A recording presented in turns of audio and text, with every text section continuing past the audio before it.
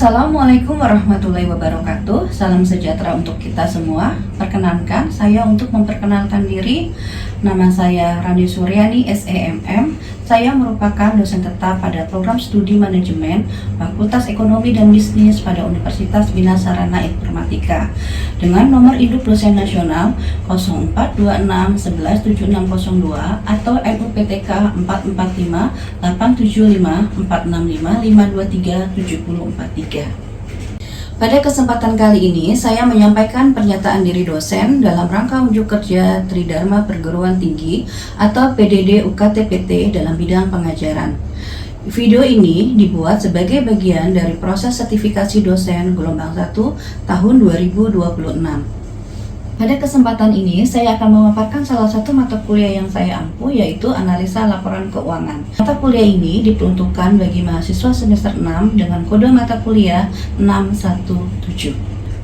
Analisa laporan keuangan merupakan mata kuliah di mana mahasiswa dituntut untuk dapat menyusun, menyajikan, menganalisis, serta menginterpretasikan laporan keuangan dan laporan manajemen untuk melihat kondisi keuangan, prestasi kerja, dan kinerja perusahaan di masa lalu, saat ini, serta prospeknya untuk masa yang akan datang, yang akan digunakan untuk pengambilan keputusan bagi pihak yang berkepentingan.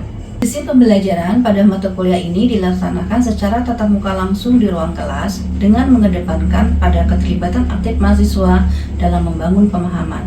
Metode yang saya gunakan adalah ceramah dan tanya jawab yang memungkinkan interaksi antara dosen dan mahasiswa dan problem based learning yang memberikan mahasiswa kesempatan dalam memecahkan suatu kasus.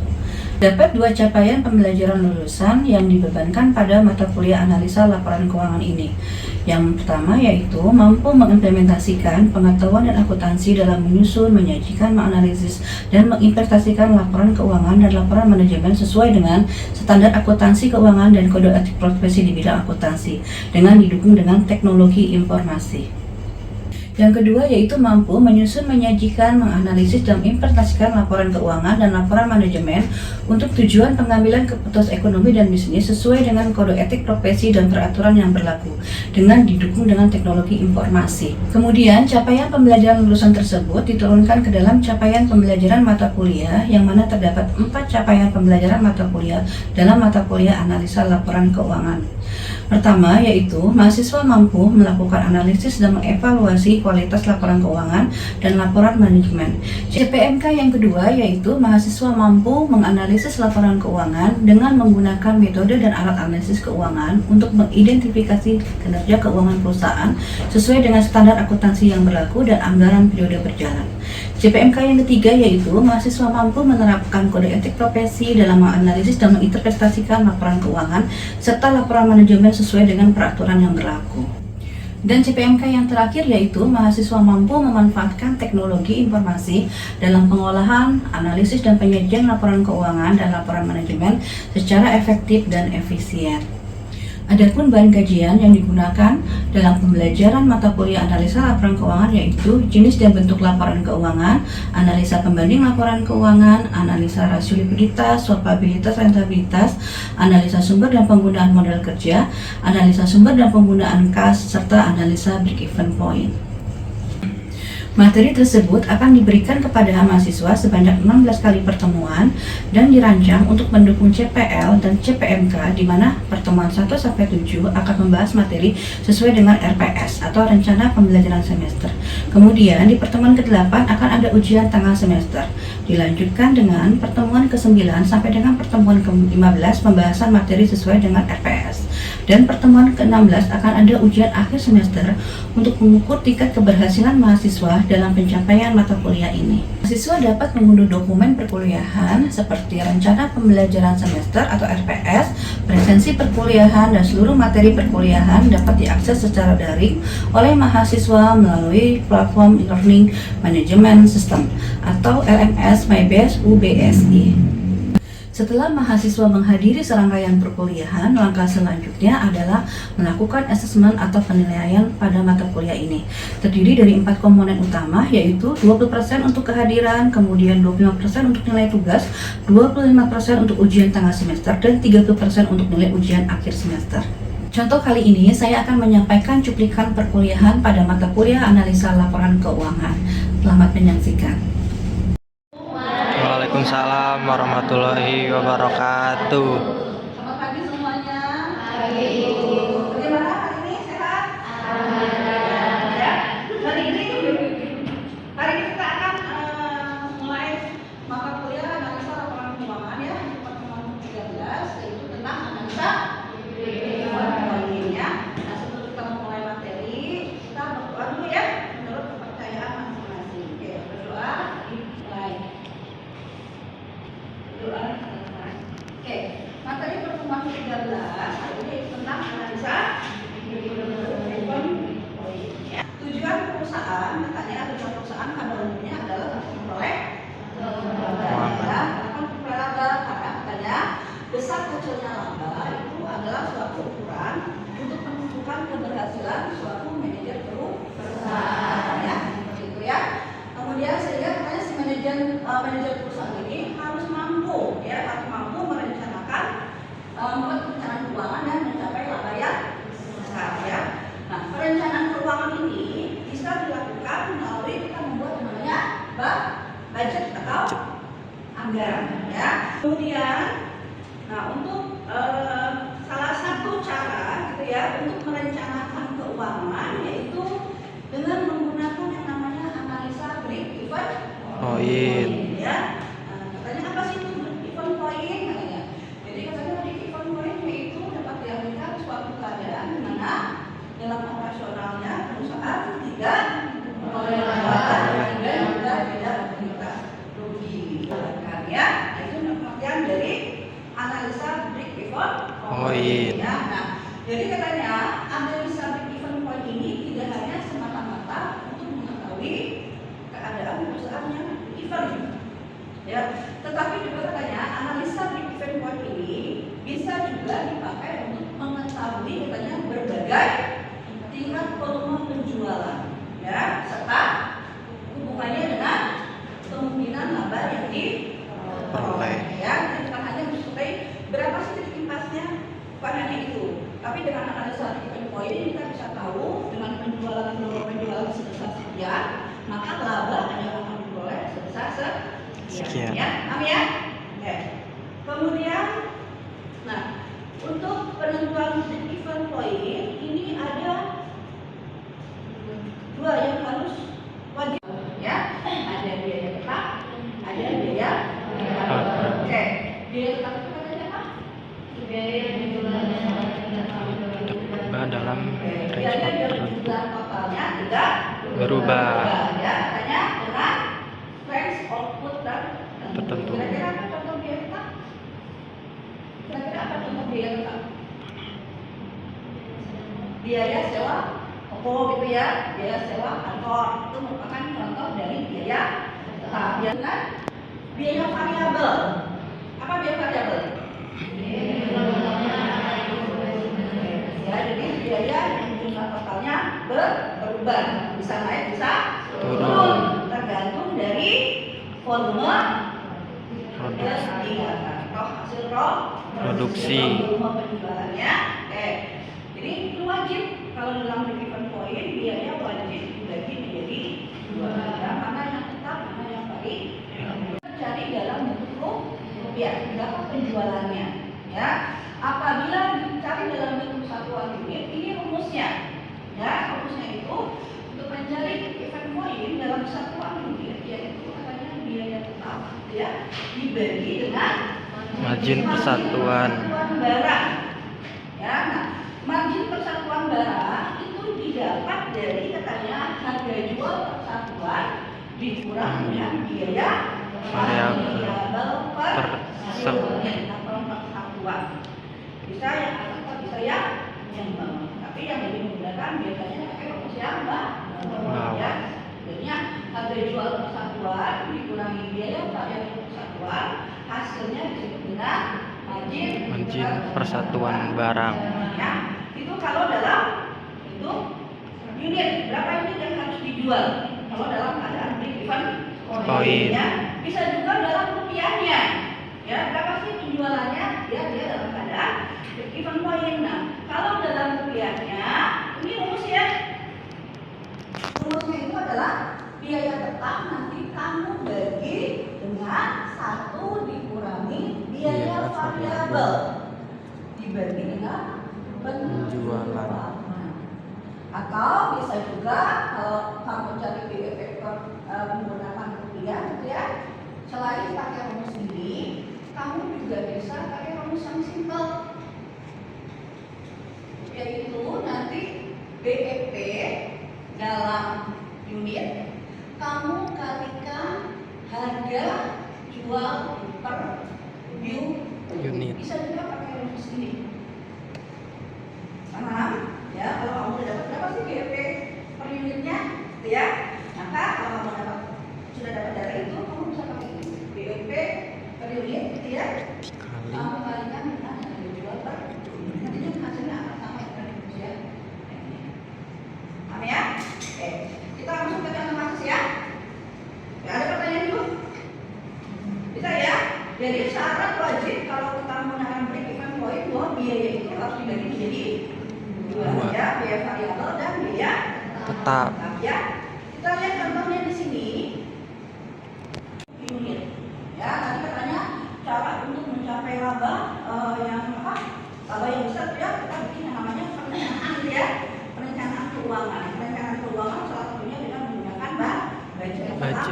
Nah, ini budgetnya ya. Misalnya di situ kapasitas produksinya katanya 240.000 unit ya, persatuan ya. Ini biaya-biayanya budgetnya rugi laba. Misalnya tahun 1979 kalau laba ya, tapi nggak apa ya, 1979. Nama perusahaannya namanya firma Nur Yanti ya. Kita lihat datanya di situ. Budget penjualannya katanya dia memperkirakan gitu ya, budget penjualannya itu ada 200.000 unit yang dijual. Dengan harga jual per unitnya adalah 250 rupiah, sehingga total penjualannya adalah 50 juta ya. Kemudian ini ada budget biaya, biayanya dibagi dua karena syarat BEP itu adalah biaya dibagi menjadi dua ya, ada yang tetap, ada yang variabel ya. Ada biaya bahan baku. Kita tahu kalau biaya bahan baku dia maksudnya ke dalam biaya variabel. Oke ya, masuknya ke dalam biaya variabel ya. Oke, kemudian ada biaya bahan baku sebanyak 9 juta ya. Kemudian ada biaya tenaga kerja langsung. Dia tenaga kerja bahwa dia berhubungan langsung sama produksi ya. Berarti dia juga merupakan biaya variabel kan. Kalau biaya tenaga kerja langsung tergantung berapa volume produksinya gitu kan ya. Katanya sebesar 10 juta. Nah, kemudian ada biaya pokoknya pabrik ini dibagi dua, ada yang tetap, ada yang variabel ya. Yang tetap katanya sebesar 7 juta, yang variabel 3 juta. Kemudian ada biaya administrasi gitu ya. Dia bagi dua, ada tetapnya, ada variabelnya. 6 juta dan sebesar 1 juta. Kemudian ada biaya distribusi ya. Sama dibagi dua, ada biaya tetapnya 5 juta, kemudian biaya variabelnya 3 juta. Sehingga total biaya tetapnya adalah bahannya sebesar 18 juta. Ya, kemudian biaya variabelnya totalnya adalah sebesar 26. Jika kita dapat total biaya, kita tahu total biaya itu adalah total biaya variabel dibagi dengan total ditambah dengan total biaya tetap ya. Kita dapat angka 44 juta total biayanya. Penjualannya adalah 50 juta ya. Ya, kemudian budget biayanya katanya 44 juta. Sehingga laba yang dianggarkan, yang direncanakan itu sebanyak 60 juta ya. Nah, dengan kondisi budget seperti ini, dengan anggaran seperti ini, kita perusahaan ingin tahu pada titik penjualan berapa gitu ya, perusahaan dalam keadaan break even point ya. Nah, untuk mencarinya saya bilang bisa bentuk dua, bisa bentuk dalam satuan unit, bisa bentuk dalam ya. Kita lihat dulu dalam satuan unit ya. Kita lihat tadi, masih kan rumusnya tadi? Rumusnya apa? Biaya tetap. Oke. Kamu bagi dengan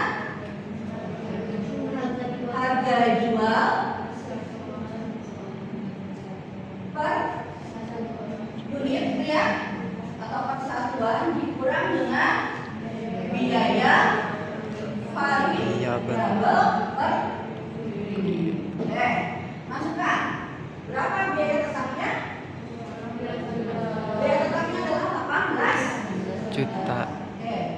Biaya tetapnya sebesar 18 juta dibagi dengan, kita lihat tadi berapa harga jualnya? Harga jualnya adalah 250, masukkan di sini. Dikurang dengan biaya variabel per unitnya.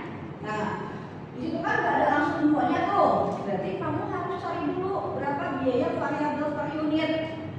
Cara mencarinya bagaimana? Tinggal kamu bagi total biaya variabelnya berapa sih? 26 juta. Kamu bagi dengan volume penjualannya. Berapa volume penjualannya? 200 Sebesar 200 ribu. 200 ribu. Berapa dapatnya? Berarti berapa biaya variabel per unitnya?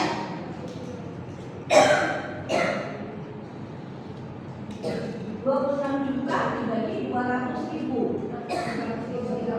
130. Lagi dengan 130. Paham ya? Dari biaya variabel per unit paham ya? Yang kamu lihat berapa total biaya variabelnya? Kamu bagi dengan berapa unit yang terjual ya, yang akan terjual. Kita lihat berapa di sini? Berarti 18 juta dibagi 250 dikurang 130, berapa dapatnya? 250 dikurang 130 berapa? 120. Terbesar 120. Berarti berapa? 18 juta dibagi 120. 150.000 unit. Artinya apa? Perusahaan dalam keadaan break even point kalau perusahaan menjual minimal 150.000 unit. Artinya dia tidak untung, dia tidak rugi. Kalau yang dijual adalah 150.000 unit. Dia akan rugi kalau dijualnya di bawah ini. Pasti rugi gitu kan ya. Nah, dia akan nambah atau untung kalau jualnya lebih dari 150. Ini paham? Udah jelas? Saya ngomong ya? Ya. Tadi yang mencari biaya variabel ini total biaya variabel dibagi. Biaya total biaya variabelnya kamu bagi dengan berapa unit yang terjualnya. Itulah biaya variabel per unit. ya. Ini berapa itu? Tadi 26 juta dibagi dengan 200.000. Paham ya? Ini ya. Sudah punya ya? Harga jualnya berapa unit? 200. Berapa nih? Berapa dapatnya? 15 kali 37 juta 500. Artinya apa? Penjualannya minimal harus sebesar 37 juta 500 rupiah. Kalau dia ini dalam posisi break even Poin. ini apa? Dia tidak menambah, dia juga tidak menderita kerugian. Sampai ini mudah ya? Mudah kan? Kemarin pusing. Iya. Mudah ya? Ya.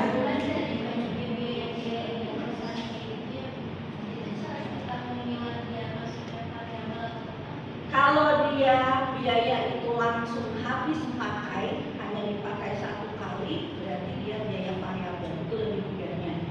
Tapi kalau dia bisa digunakan lebih dari satu kali, biasanya dia masih ke dalam biaya tetap. Ya, seperti itu. Jadi kita lihat dia bisa digunakan berapa kali. Ya, kalau satu kali digunakan, berarti masukkan dia ke dalam biaya variabel. Ya, paham ya? Kalau misalnya banyak biaya-biaya di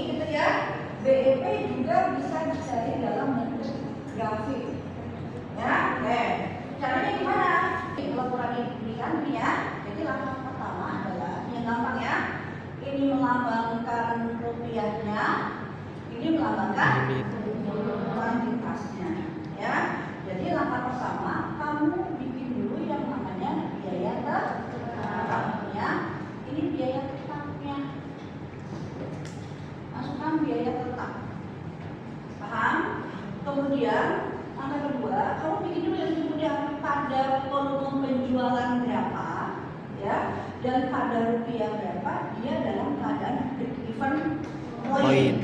Itu dulu. Misalnya kita anggap oh dia di situ keadaan break even point Bu. Misalnya gitu ya. Misalnya di sini deh ya.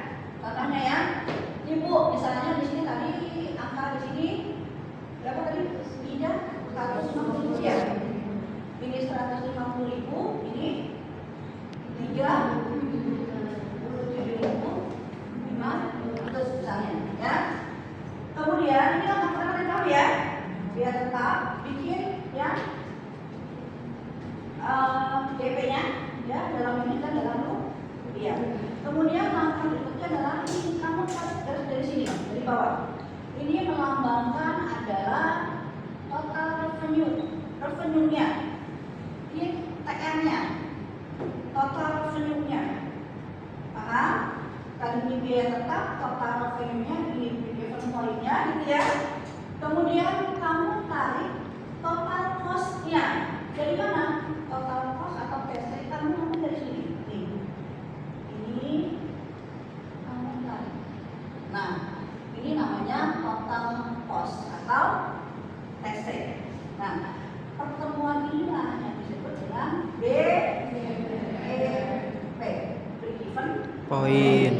Dia dikatakan rugi kalau di sini posisinya nih, maka dibilang dia dalam keadaan Rugi.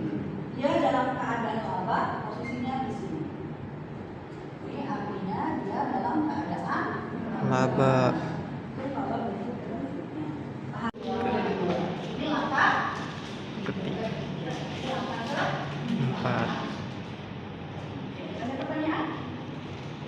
Seperti biasa, Ibu akan memberikan Tugas. Kerjakan di rumah, kemudian nanti dibentukkan di pertemuan Berikutnya. Oke, pertemuan dari hari ini ada pertanyaan? Tidak ada. Berarti kalau tidak ada, berarti cukupkan ya untuk perkuliahan hari ini ya. Oke. Assalamualaikum warahmatullahi wabarakatuh. Waalaikumsalam warahmatullahi wabarakatuh.